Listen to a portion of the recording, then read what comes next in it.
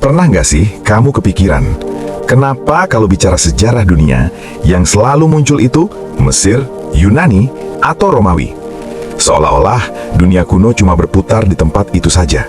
Padahal, jauh sebelum piramida berdiri megah, ada satu peradaban besar yang hidup rapi, tenang, dan teratur. Mereka benar-benar ada, tapi entah kenapa, nama mereka hampir tidak pernah disebut. Ini bukan cerita legenda, bukan juga mitos yang dibesar-besarkan. Ini kisah nyata tentang peradaban lembah Indus, sebuah peradaban besar yang suatu hari menghilang begitu saja. Tidak ada kisah perang besar, tidak ada cerita kehancuran dramatis, dan justru disitulah pertanyaannya muncul. Bagaimana mungkin sesuatu sebesar ini bisa hilang tanpa suara? Sekarang, coba bayangkan kamu hidup sekitar 4.000 tahun yang lalu. Belum ada listrik, belum ada kendaraan, belum ada teknologi modern. Tapi, kamu tinggal di kota dengan jalan lurus, rumah-rumah yang tertata rapi, dan saluran air bersih di hampir setiap rumah. Kota ini bernama Mohenjo-daro dan Harappa. Kota kuno yang bahkan sampai hari ini masih membuat para ahli terdiam. Yang membuat orang tercengang bukan cuma besarnya kota ini, tapi cara hidup masyarakatnya. Hampir setiap rumah punya saluran pembuangan air. Air bersih dan air kotor tidak tercampur. Bata-bata rumah dibuat dengan ukuran yang sama. Artinya, semua ini bukan kebetulan. Mereka benar-benar merencanakan hidup mereka.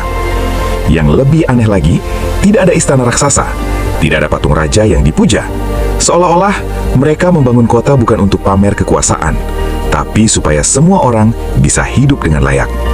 Ada satu hal lagi yang jarang disadari orang. Di peradaban ini, hampir tidak ditemukan senjata perang besar. Tidak ada benteng raksasa. Tidak ada tanda penaklukan.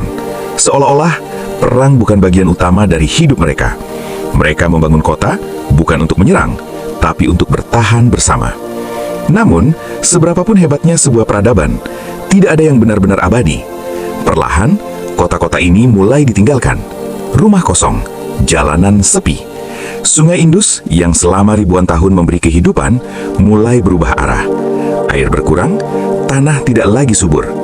Yang aneh, tidak ada tanda kehancuran mendadak. Tidak ada kota yang dibakar, tidak ada bekas perang, hanya keheningan. Para ilmuwan dan peneliti mencoba mencari jawabannya. Ada yang menyebut perubahan iklim, ada yang percaya sungai perlahan mati.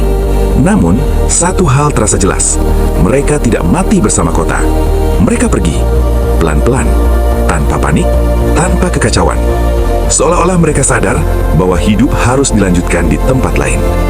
Sekarang, coba bayangkan kamu ada di sana. Kota yang kamu bangun mulai kehilangan air. Lahan tidak lagi subur.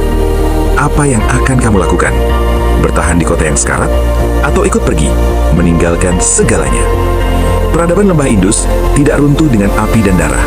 Mereka menghilang dengan sunyi, meninggalkan kota yang terlalu maju untuk zamannya dan terlalu tenang untuk dikenang sejarah.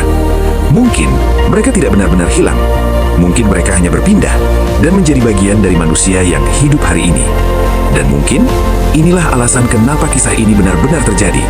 Tapi dunia perlahan memilih untuk melupakannya.